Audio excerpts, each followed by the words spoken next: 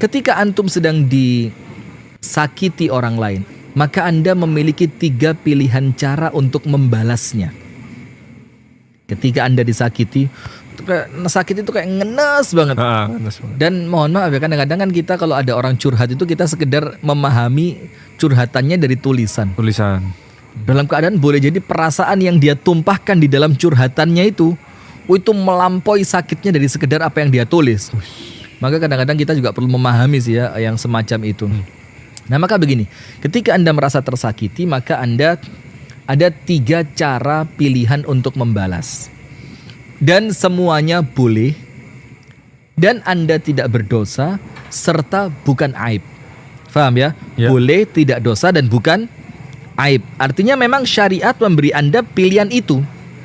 Nomor 1, balaslah keburukan orang yang menyakiti Anda dengan keburukan yang semisal, setara.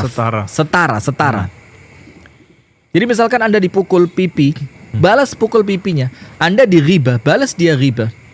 Anda misalkan dihina, balas hina dia. Boleh enggak? Boleh. Loh Ustaz, kok ajarannya membalas? Karena memang begitu. Supaya orang yang melakukan tahu bagaimana rasanya orang yang tersakiti karena perbuatan dia. Maka boleh nggak dibalas? Boleh. Apa dalilnya? Allah Ta'ala berfirman, wa jaza'u sayyi'atin sayyi'atum mithluha.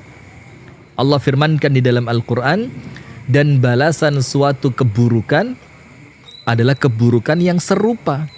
Ditafsirkan oleh para ulama, boleh loh ternyata kita membalas keburukan orang lain dengan keburukan semisal seperti yang dia lakukan kepada kita. Anda merasa tersakiti oleh orang lain, balas supaya bagaimana dia ikut merasakan sakitnya Anda ketika tersakiti. Itu pilihan yang pertama. Tapi apa yang Anda dapat? Anda tidak mendapatkan apapun kecuali apa? Puas di dalam hati. Dikira saya nggak bisa. Dikira saya nggak berani. Tuh syukurin lo. Gimana tuh rasanya disakitin orang. Tapi dia nggak berdosa. Dan biasanya Ustaz, yang seperti itu nggak puas nggak Ustaz ternyata membalas seperti itu.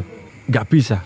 Kurang ini aku balas. Kurang ya. Lah, Karena merasa kurang. Dorongannya bukan dari kebaikan, tapi dorongannya dari keburukan, dan keburukan itu tidak pernah memunculkan kepuasan. Dan ini quote keren ini, orang yang melakukan keburukan tidak ada endingnya. Sementara kebaikan endingnya surga. Masya Allah. Endingnya kepuasan, endingnya ketenangan, endingnya kebahagiaan, kan begitu. Itu yang pertama.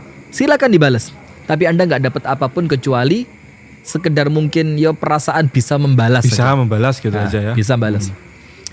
Cara yang kedua, ketika Anda disakiti orang lain, Anda punya pilihan apa? Biarkan dia di dunia jangan dibalas, tapi tagih dia kelak di akhirat. Di hadapan Allah Subhanahu wa Ta'ala. Ketika di saat itu tidak ada kezaliman, di bawah pengadilannya Allah yang maha adil, dihisap langsung oleh Allah yang hisapnya paling teliti. Nah, ketika Anda membiarkan orang yang menyakiti Anda di dunia, tapi Anda tagih untuk berupa pahala yang Anda dapatkan kelak di akhirat, apa dalilnya? Biarin di dunia. Kamu menghina saya, udah biarin, nanti di akhirat kita ketemu. Gitu kan? Oh, kamu ambil duit saya, udah biarinlah di dunia, nanti biar di akhirat Allah yang mengadili. Apa dalilnya? Insya Allah semua pemirsa tahu mengenai hadis yang berbicara tentang orang yang bangkrut. Ketika Nabi SAW bersabda, atadruna manil muflis, tahukah kalian siapa orang bangkrut itu? Para sahabat jawabannya ya tentu duniawi banget kan. Apa jawabannya? Yaitu orang yang berdagang, dagangannya habis, duitnya nggak ngumpul. Rasulullah bilang, minus sudah, minus tenaga, minus tempat, segala macam minus. Rasulullah SAW mengatakan, bukan itu yang saya maksud. Al-muflisu min ummati, orang bangkrut dari umatku adalah mereka yang datang pada hari kiamat membawa pahala sholat. Anda sholat kan? Membawa pahala puasa, tentu Anda puasa kan? Membawa pahala sedekah, Anda juga sedekah. Baca Al-Quran, Anda baca Al-Quran. Bawa pahala haji umroh, Anda lakukan semua itu. Tapi orang ini yang datang ke akhirat membawa pahala sedemikian rupa banyaknya, ternyata pernah memukul si fulan, pahalanya diambil oleh si fulan yang dipukul. Pernah menggunjing si fulan, pahalanya diambil sama si fulan yang dia gunjing. Pernah memfitnah si fulan, pahalanya diambil oleh si fulan yang pernah dia fitnah. Pernah mencurangi si fulan, pahalanya diambil sama si fulan yang pernah dia curangi. Dan datang berbagai macam orang-orang yang pernah dia zalimi untuk menuntut balas kepadanya di hari kiamat. Kalau pahalanya habis, sementara yang nuntut masih banyak, maka Allah jadikan dosanya orang yang terzolimi ditanggung oleh orang yang menzolimi. Insyaallah. Ini pilihan kedua. Sabar sejenak di dunia, tuntutnya di mana? Di akhirat. Ya sedikit lebih baik dibanding yang pertama. Tapi untuk pemirsa podcast itu pilihannya ketiga. Kita tidak menganjurkan dua pilihan pertama. Nah, yang ketiga. Yang ketiga. Apa itu, Ustaz? Tidak membalas di dunia dan tidak menuntut di akhirat. Terus pertanyaannya, saya dapat apa? Di dunia nggak balas, nggak mukul, nggak gunjing, nggak menghina. Terus di akhirat saya juga nggak nuntut buat dia. Maka terus saya dapat apa? Allah Ta'ala langsung yang menanggung ganjaran untuk Anda. Maka Allah Ta'ala berfirman di dalam Al-Quran, "Faman 'afa", barang siapa yang memaafkan, wa aslaha, memperbaiki hubungan dengan tidak menuntut kelak di hari kiamat. Apa yang dia dapatkan? Fa ajruhu 'ala Allah, balasannya langsung Allah yang memberi. Misalkan begini, apabila antum ana sakitin, terus antum nuntut ana, Allah kasih dari kezoliman yang ana lakukan kepada antum pahala cuma secangkir. Ini ukuran kezoliman yang saya lakukan, Anda dapat pahala 1 cangkir dari kebaikan yang saya lakukan. Ini kalau nuntut. Kalau tidak nuntut, Allah kasih 1 galon kebaikan. Tentu lebih besar 1 galon kan. Nah, itu ada 3 pilihan ketika Anda merasa tersakiti oleh orang lain. Balas, atau biarkan dunia tuntut akhirat, atau biarkan dunia jangan tuntut akhirat. Dapat apa? Allah langsung yang akan memberi ganjarannya. Nah, misal begini, Ustaz. Kalau misalkan ya kita dizalimi orang. Misalkan dizalimi, terus gini, Ustaz. Iya. Ya Allah, karena doa orang terzalimi kan makbul, Ustaz ya. Betul. Terus kita ngomong, ya Allah, saya dizalimi dengan posisi saya yang dizalimi ini, saya gunakan untuk berdoa kepadamu, saya ingin diganti dengan surga. Jadi itu gimana, Ustaz? Itu termasuk kepada pilihan yang mana? Jadi dia juga dia mengabaikan orang yang dizalimi. Itu masuk pilihan yang ketiga. Ketiga ya. Dia Boleh tidak membalas dan dia tidak menuntut. Dan itu sebenarnya beda kasus kan. Ini kasusnya keutamaan orang yang ketika tersakiti, terzolimi, itu kan disebutkan oleh An-Nabi SAW di antara 3 doa yang tidak tertolak itu doaul mazlum, doanya orang yang teraniaya. Maka ketika kita teraniaya, kita punya 1 kesempatan doa terijabah. Maka sayang sekali kalau doa yang mustajab ini kita gunakan untuk berdoa yang jelek kan. Kenapa tidak kita gunakan waktu yang mustajab ini untuk berdoa dengan doa yang baik? Ya Allah, kuatkan kesabaranku, ya Allah berikan keistiqomahan kepadaku, ya Allah masukkan aku ke dalam surga tanpa hisab dan tanpa azab. Diterima nggak sama Allah? Diterima karena dia posisinya apa? Terzalimi. Tapi mungkin nggak gini, Ustaz. Ini pertanyaan lanjutannya. Kita mengabaikan orang yang menzalimi kita. Iya. Mungkin nggak ini? Ternyata orang ini juga karena tidak bertobat, akhirnya Allah juga tetap menghukum. Tapi kita udah dapat doa yang baik gitu. Bisa Bisa jadi. Karena begini, salah satu di antara dosa di dalam riwayat yang sahih yang Allah segerakan balasannya di dunia sebelum di akhirat itu kezaliman. Maka urusan dia bakal dibalas atau tidak sama Allah, itu urusannya dia dengan Allah. Urusan dia dengan kita, saya memaafkan atau tidak. Kalau saya memaafkan, maka urusan dia dengan saya selesai. Tapi urusan dia dengan Allah belum tentu selesai. Berarti ngeri. Karena dia menjalankan apa yang Allah larang kan? Iya. Nah, maka ketika tidak ada tobat, tidak ada penyesalan, tidak ada istighfar, tentu dia pasti akan mendapatkan balasan lain dari Allah Subhanahu wa ta'ala. Dengan kata lain, orang yang zalim itu dia sedang memiliki 2 dosa berarti, 2 kesalahan.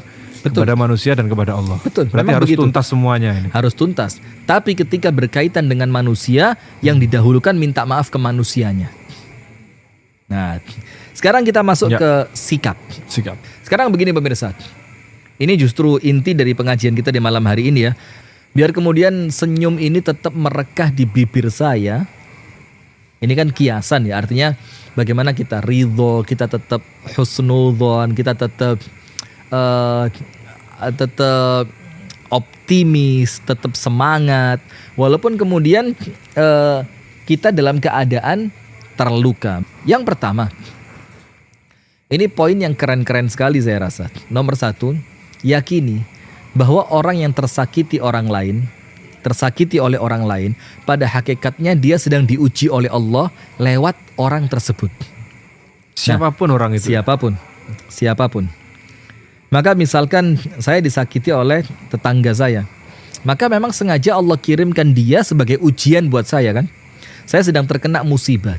Sementara di dalam hadis yang sahih, Rasulullah SAW bersabda, "Man yuridillahu bihi khairan yusib minhu." Barang siapa yang Allah inginkan kebaikan untuknya, maka Allah berikan kepadanya musibah.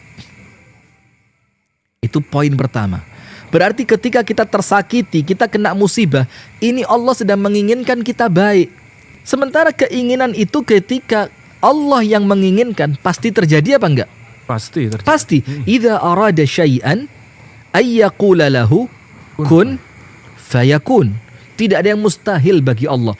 Ketika Anda terkena musibah, apapun, Anda disakiti orang, sakit hati banget karena omongan orang, karena hinaan dari orang lain, karena fitnahan dari orang, maka ingat saat itu Anda sedang diinginkan kebaikan oleh Allah datang pada Anda. Sementara yang menginginkan Allah, maka pasti kebaikan itu akan datang. Nah, maka ketika kebaikan itu sedang dinantikan kedatangannya dan pasti datang, maka untuk apa Anda menangis kan? Saatnya Anda apa? Tersenyum. Poin kedua.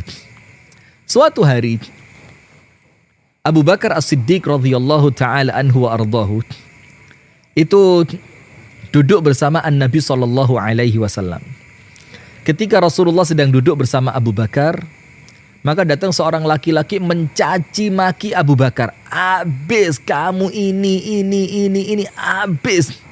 Dan Rasulullah, apa yang Rasulullah lakukan? Jalisun yatabassam. Rasulullah sekedar duduk, tidak membela Abu Bakar. Dalam beberapa keadaan Rasulullah malah tersenyum. Coba, ini sahabatnya disakitin orang dengan lisannya, Rasulullah cuma apa? Tersenyum. Kemudian ketika falamma radadtu alaihi ba'da qawli, kata Abu Bakar radhiyallahu anhu, ketika aku mulai balas orang ini sedikit dari omongannya dia, tiba-tiba apa? Rasulullah berdiri dan Rasulullah meninggalkan saya. Kemudian Abu Bakar kaget, loh tadi saya dicaci maki, saya disakiti, engkau diam. Ketika aku mulai membela diri, engkau berdiri dan engkau pergi. Maka oleh Abu Bakar Rasulullah dikejar, didatengin. Terus Abu Bakar tanya, ya Rasulullah, aku dihina, aku disakiti, engkau diam. Ketika aku mulai membalas sedikit dari ucapannya, engkau berdiri dan kemudian engkau pergi. Apa Rasulullah katakan? Ya Abu Bakar, tadi waktu engkau duduk diam tidak membalas, saat itu malaikat-malaikat Allah berada di atas kepalamu dan dia membelamu. Sekarang lihat, ketika Anda tersakiti dan Anda tetap memunculkan senyuman, malaikat yang bela Anda. Tapi ketika engkau mulai membalas, maka malaikatnya pergi, posisi malaikat digantikan setan. Rasulullah mengatakan, maka aku tidak mau duduk bersama dengan setan. Berarti ingat poin yang kedua, ketika Anda merasa tersakiti, cukup diam, nikmati, yakini bahwa Anda sedang dibela oleh malaikat-malaikat Allah, dan kemudian malaikat-malaikat itu sedang membalaskan keburukan orang tersebut untuk Anda. Poin ketiga, ini kisah sering sekali disampaikan,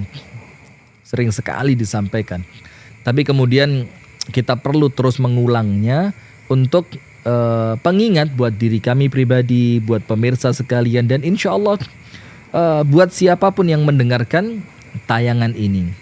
Kisah antara Abu Bakar As-Siddiq yang kemudian putrinya yang notabene adalah istri dari An-Nabi SAW, yaitu Ibunda Aisyah, difitnah dengan fitnahan yang sangat keji, yaitu difitnah melakukan zina, wal'iyadzubillah. Ternyata singkat cerita, setelah kisah fitnahan ini terbongkar, ternyata ketahuan salah satu yang memfitnah dalangnya adalah sepupunya Abu Bakar yang bernama Mistah. Masih family setia. Sepupu, dekat. Iya. Dalam keadaan si Mistah ini laki-laki miskin yang semua keperluan sehari-hari kehidupannya dibiayai oleh Abu Bakar. Makannya, pakaiannya, uangnya, rumahnya, semua dari Abu Bakar. Akhirnya Abu Bakar As-Siddiq radhiyallahu ta'ala anhu merasa marah. Dan nampaknya kok ya memang pantas ya marah. Loh, ini putriku. Dalam artian yang lain dia juga masih kerabatmu wahai Mistah. Dalam keadaan engkau orang miskin yang semua kebutuhanmu aku bantu. Kok tega-teganya engkau memfitnah putriku? Maka ketika Abu Bakar marah, maka Abu Bakar bersumpah dengan nama Allah bahwa mulai hari ini Abu Bakar As-Siddiq tidak akan membantu Mistah. Biarin dia mau melarat, dia mau miskin, dia mau kelaparan, itu urusannya dia. Karena memang dia pantas mendapatkan itu.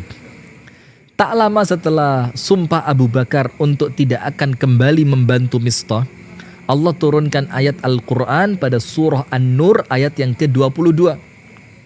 Di mana Allah Ta'ala berfirman, وَلَا يَأْتَلِ أُولِي الْفَضْلِ مِنْكُمْ وَالسَّعَةِ أَنْ يُؤْتُوا أُولِي الْقُرْبَى وَالْمَسَاكِينَ وَالْمُهَاجِرِينَ فِي سَبِيلِ اللَّهِ. Yang artinya kurang lebih, tidak pantas, tidak selayaknya orang yang memiliki keluasan rezeki, orang yang memiliki keutamaan seperti Abu Bakar, itu bersumpah untuk tidak mau membantu kerabatnya, untuk tidak mau membantu orang-orang miskin, untuk tidak mau membantu para muhajirin. Maka Allah firmankan, wal ya'fu wal yasfahu. Hendaknya engkau maafkan dan hendaknya engkau berlapang dada. Ala tuhibbuna ayyaghfirallahu lakum? Bukankah kalian ingin diampuni oleh Allah? Wallahu ghafurur rahim, dalam keadaan Allah maha pengampun lagi maha penyayang. Nah, ayat ini Abu Bakar ngerti, ini ayat buat saya nih. Terus bagaimana? Berarti Allah menginginkan saya memaafkan Mistah. Saya berlapang dada atas apa yang Mistah lakukan yang itu menyakiti saya. Dengan jaminan apa? Allah akan berikan ampunan untuk saya. Maka al-jaza'u min jinsil amal, balasan sesuai dengan amalan. Maka tersenyumlah Anda, karena ketika Anda tersakiti dan kemudian Anda berlapang dada untuk bisa memaafkan, saat itu ampunan Allah sedang datang kepada Anda. Yang terakhir, poin yang keempat, yaitu kisah dari kehidupan An-Nabi SAW ketika beliau SAW itu melakukan Fathu Makkah, pembebasan kembali kota Makkah. Dalam keadaan ketika Rasulullah di Makkah Al-Mukarramah, 13 tahun perjuangan awal Rasulullah disakiti, difitnah, dicaci maki, diboikot, dihina. Semua bentuk cacian, makian yang menyakitkan hati Rasulullah terima. Percobaan pembunuhan. Waduh, berkali-kali. Sampai puncaknya permusuhan kan, berusaha untuk dibunuh gitu. Tapi ketika Rasulullah kembali ke kota Makkah, dalam keadaan Rasulullah memiliki pasukan yang begitu besar, dan orang-orang kafir Quraisy di kota Makkah tidak memiliki kemampuan untuk melawan bahkan membela diri, dan Rasulullah mengumpulkan semua pasukan dan orang-orang kafir Quraisy di sekeliling Ka'bah, apa yang terjadi? Orang-orang Quraisy mulai ketakutan. Dia bilang, al-yaum yaumul malhamah. Hari ini kita bakal dibantai. Rasulullah bilang apa? La, tidak. Al-yaum, hari ini, yaumu marhamah. Hari kasih sayang. Masya Allah. Idhabu fa'antumut tulaqa. Pergilah kalian semua, kata Rasulullah, semuanya kita maafkan. Coba bayangin. Artinya ketika kita masih berikhtiar untuk tetap senyum gitu dikala kita disakiti orang lain, maka pada hakikatnya kita sedang menjalani apa yang diajarkan oleh Nabi besar Muhammad sallallahu alaihi wasallam.